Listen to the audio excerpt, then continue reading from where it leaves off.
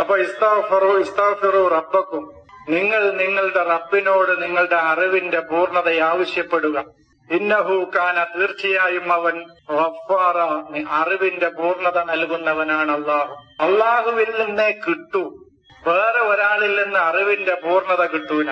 അപ്പോഴൊക്കെ ഈ ആളുകൾക്ക് അള്ളാഹു എന്ന് പറഞ്ഞാൽ എന്താണെന്റെ അറിയാം. അത് ഈ പ്രപഞ്ച അള്ളാഹു റബ്ബു. ചിലവര് പറഞ്ഞു റബ്ബുകൾ അള്ളാഹുവിൽ നിന്ന് റബ്ബിലേക്ക് എത്തണം എന്ന് പറഞ്ഞു. ഞാൻ പറഞ്ഞു റബ്ബിൽ നിന്ന് അള്ളാഹുവിലേക്കാണ് എത്തേണ്ടത്. അങ്ങനെ ചില ആളുകൾ തെറ്റായി മനസ്സിലാക്കിയിട്ടുണ്ട്. അള്ളാഹുവിൽ നിന്ന് റബ്ബിലേക്കല്ല എത്തേണ്ടത്, റബ്ബിൽ നിന്ന് അള്ളാഹുവിലേക്കാണ് എത്തേണ്ടത്. അത് തിരിച്ചു മനസ്സിലാക്കണം കേട്ടോ. അള്ളാഹു അവസാനാണ്. അത് യൂസുഫാണ് വ്യക്തമാക്കി നമുക്ക് പറഞ്ഞു തരുന്നത്. അർബാബുൻ മുതഫരിഖൂന ഖൈറുൻ അമില്ലാഹുൽ വാഹിദുൽ ഖഹാർ. ആരാണ് നല്ലത്? വ്യത്യസ്തങ്ങളായ റബ്ബുകളാണോ നിങ്ങൾക്ക് ഏറ്റവും നല്ലത്? അതല്ല അമില്ലാഹുൽ വാഹിദുൽ ഖഹാർ, എല്ലാ അറിവുകളെയും അടക്കി വെച്ച പരമമായ നിങ്ങളുടെ സൃഷ്ടാവായ അള്ളാഹുവാണോ നല്ലത്? ആരാണ് നല്ലത് എന്ന് യൂസുഫാണ് അത് പറഞ്ഞു തരണം. നമ്മളിൽ യൂസുഫ് ഉണ്ടെങ്കിൽ അത് പറഞ്ഞു തരും. യൂസുഫ് സജീവമായിട്ട് നമ്മളിൽ പ്രവർത്തിക്കുന്നുണ്ടെങ്കിൽ ആ യൂസുഫ് പറഞ്ഞു തരും. റബ്ബുകളല്ല വേണ്ടത്, വാഹിദുൽ ഖഹാറായ അള്ളാഹുവാണ് വേണ്ടത്. ആത്യന്തികമായി ഏറ്റവും നല്ലത് എന്താണ്? വാഹിദുൽ ഖഹാറായ അള്ളാഹുവാണ്. അതന്നെയാണ് ബിൽക്കീസിനോടും സുലൈമാൻ പറഞ്ഞത്. അവർക്ക് എന്തുകൊണ്ട് ഈ പ്രപഞ്ചത്തിന്റെ രഹസ്യങ്ങളെ മുഴുവൻ അടക്കി വെച്ച അള്ളാഹുവിന് സുജൂദ് ചെയ്തുകൂടായിരുന്നോ എന്ന് ചോദിച്ചത്. അള്ളാഹുവും റബ്ബും കുറച്ച് വ്യത്യാസമുണ്ട്. റബ്ബിന് സുജൂദ് ചെയ്യുന്നതാണ് പിന്നെ ഇബ്ലീസ് അഹങ്കരിച്ചത്.